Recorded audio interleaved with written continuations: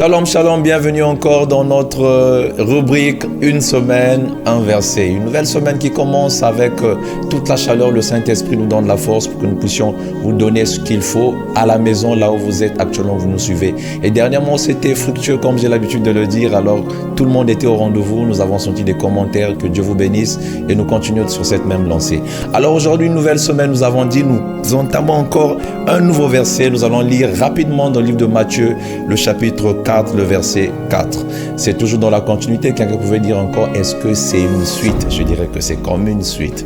Alors, dernièrement, nous avons parlé de Jean, le chapitre 4, le verset 34. Nous avons vu comment c'était, mais vraiment, le Seigneur Jésus-Christ avait parlé. D'abord, nous avons expliqué avec la femme samaritaine et ensuite, les disciples étaient allés chercher de quoi manger. Il est revenu. Alors, ils étaient étonnés que de savoir le Seigneur Jésus-Christ les disait qu'ils ne pouvaient plus manger. C'est comme si quelqu'un lui avait donné à manger. Alors que simplement, il voulait leur donner quelque chose à comprendre. Et c'est là où le Seigneur Jésus-Christ commençait à dire « Ma nourriture est de faire la volonté de celui qui m'a envoyé », de Dieu, il voulait parler de Dieu. Et alors aujourd'hui encore, nous allons comprendre une chose qui est plus importante que ce qu'il avait déjà commencé à dire. C'est quoi? Dans Matthieu le chapitre 4, verset 4. Nous lisons ensemble. Matthieu le chapitre 4, verset 4, il nous dit ceci. « Jésus répondit, il est écrit, l'homme ne vivra pas de pain seulement, mais de toute parole qui sort de la bouche de Dieu. » Alors ici, nous allons arriver encore à revoir comment après les eaux de Jourdain, on nous parle ici, si tu reparles dans le premier verset, le Seigneur Jésus-Christ est allé se faire baptiser dans les eaux de Jourdain parce que là Jean-Baptiste était là, il fallait qu'il accomplisse ce que la loi demandait d'accomplir et la mission de Jean-Baptiste. Il disait même que laissez faire ainsi. Prochainement, nous allons parler encore dans ce détail, dans ce verset, mais aujourd'hui, nous parlons de Matthieu, le chapitre 4, le verset 4. Alors, plus tard, on nous dit encore que l'Esprit lui emmena dans le désert pour qu'il soit tenté. Alors, je voulais dire à quelqu'un, simplement, quand tu deviens chrétien, quand tu es né de nouveau, tu as le Saint-Esprit. Alors, Dieu ne te tente pas, mais le Saint-Esprit va t'emmener dans la dimension de l'épreuve.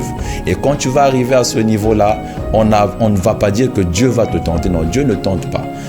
Le Saint-Esprit va t'emmener à l'épreuve dans un désert. Le désert, c'est certainement des amis que tu rencontres, des choses que tu rencontres autour de toi, la galère, des choses qui ne marchent pas, tu toques un peu ci et là, tu demandes le boulot. Il n'y a pas de réponse, mais simplement Dieu t'emmène à l'épreuve. Et la tentation va venir devant toi quand le diable va apparaître, quand des choses qui seront contraires à la parole vont apparaître et toi, tu dois faire face à ces choses. Et ce que je veux dire, c'est quoi? Le Seigneur va donner encore la valeur à la parole, la valeur à ce qui est vraiment la nourriture. Comme on avait parlé la dernière fois, je disais que c'était comme une suite logique. Et si le Seigneur Jésus-Christ confronte le diable, parce que le diable arrive avec une tentation pour lui dire, il avait faim. Vous voyez, c'était le moment où le Seigneur Jésus-Christ était en jeûne. Donc on nous parle de pendant 40 jours dans le désert, en jeûne, il était en jeûne. Tu t'imagines en jeûne quand on te propose à manger? Et qu'est-ce que tu vas faire en ce moment-là? Tu vas accepter. Tu t'imagines un peu en galère pendant que tu te préserves, tu te dis que je suis pour le Seigneur et que le diable vient te proposer un gros poste et qu'il te dit que tu dois sacrifier un membre de ta famille, sacrifier ou donner ton âme. Tu imagines un peu ce genre de choses, tu vas accepter ou tu vas refuser. Et c'est là le diable pouvait lui donner beaucoup de propositions que le Seigneur puisse accepter. Étant donné rempli du Saint-Esprit, qu'est-ce qu'il a fait? Et il commence à lui rappeler qu'il est écrit, l'homme ne vivra pas du pain seulement, mais de toute parole qui sort de la bouche de Dieu. Toute parole qui sort de la bouche de Dieu, qui vient t'avertir simplement qu'il y a des choses que tu ne peux plus faire quand tu es né de nouveau. La parole qui est sortie, simplement tu dois résister face à la tentation.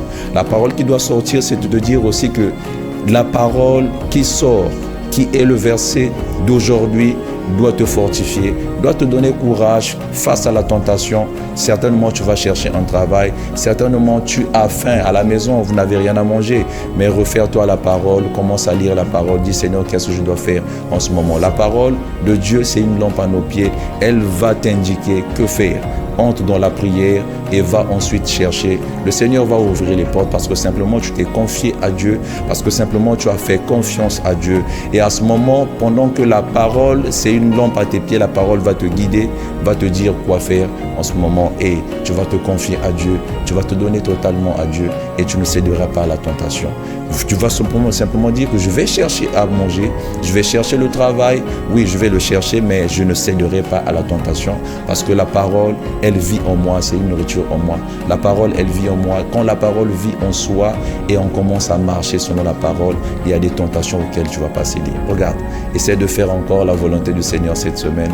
Tu comprendras que le Seigneur veut te montrer le chemin par excellence. Que Dieu te bénisse. On se retrouve la semaine prochaine pour un nouveau verset sur la volonté de Dieu.